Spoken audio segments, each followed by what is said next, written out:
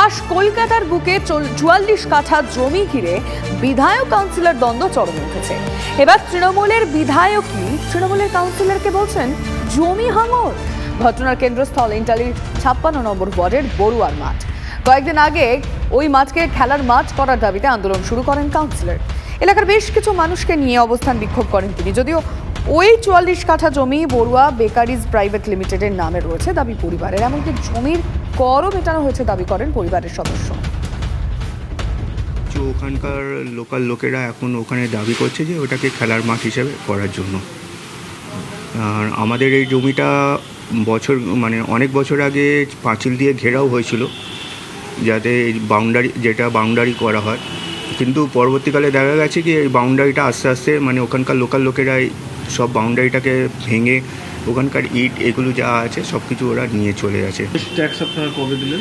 Up to date আছে, মোটামুটি up to date 23 অবধি আমাদের আপ টু ডেট আছে। আমরা যদি আমাদের ন্যায্য মূল্যটা পাই, ঠিক আছে, সেখানে কেউ যদি মাঠ করুক সেটা তাদের ব্যক্তিগত ব্যাপার, কিন্তু আমাদের ন্যায্য মূল্য, আমাদের যতটা জায়গা আছে তার ন্যায্য মূল্যটা আমাদেরকে যদি সরকার অ্যাপ্রুভ করেন আমাদের তাতে তো কোনো আপত্তি নেই। জমি বাণিজ্যিক প্রতিষ্ঠানের নামে নথিভুক্ত এই জমিতে খেলার মাঠ হবে কেন? কাউন্সিলরের ভূমিকায় ক্ষুব্ধ স্থানীয় বিধায়ক স্বর্ণকমল সাহা। জমি বাঁচাবার নামে আসলে নিজেই জমি হাঙরের ভূমিকা পালন করছেন কাউন্সিলর স্বপন সমাদ্দার।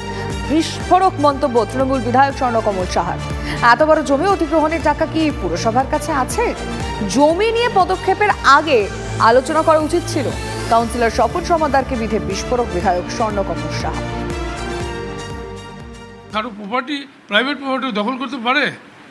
ও বলছে জমি হাঙর থেকে বাঁচাবো, ও তো নিজেই জমি হাঙরের ভূমিকা নিতে চলেছে। আপনি দখল বলছেন কেন? উনি তো একটা খেলার মাঠ করতে চাইছেন। খেলার মাঠ করবে যে কার জায়গা? আমার জায়গায় অন্য একজন খেলার মাঠ করে দেবে? এটা দখল না কি হলো?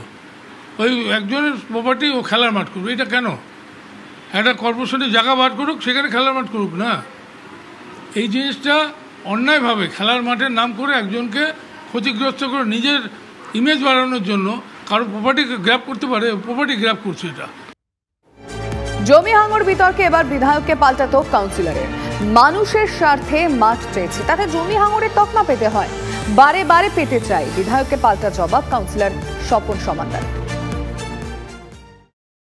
উনি না জেনেই হয়তো বলেছেন, আর জেনে তাহলে উনি ইচ্ছাকৃত ভুল করছেন। আমি জমি হাঙরদের হাতে বাঁচাতে চাইছি, এটা ঠিক, পরিবেশের স্বার্থে, মানুষের স্বার্থে। কেন বেআইনি প্রমোটাররা যারা রাজত্ব করে তাদের হয়তো উনি প্রশ্রয় দিতে পারেন, বাট আমি নয়।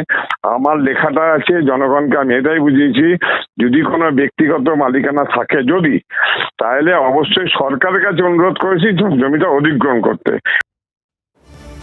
খোদ কলকাতার বুকে ৪৪ কাঠা এই জমি অনেক দিন ধরে পড়ে রয়েছে।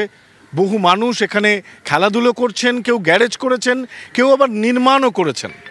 এই গোটা জমিটি একটি পরিবারের এবং তাদের বাণিজ্যিক প্রতিষ্ঠানের নামে রয়েছে এই জমি।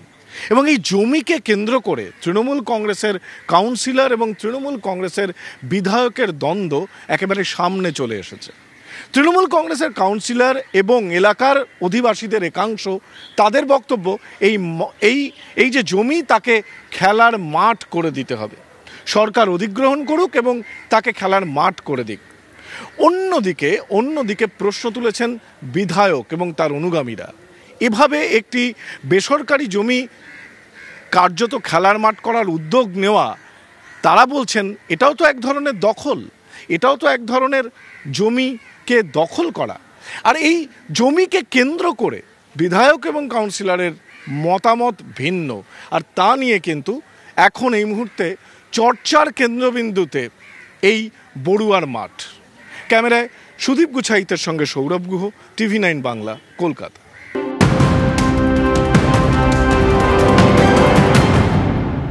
শিলিগুড়ি আসানসোলে এবার সরকারি পরিবহন অ্যাপ, বেসরকারি অ্যাপ ক্যাব সংস্থার চড়া ভাড়ার কোপে জেরবার যাত্রীরা। এবার সরকারি অ্যাপের অনুমতি দিল শিলিগুড়ি আসানসোল পুলিশ কমিশনারেট।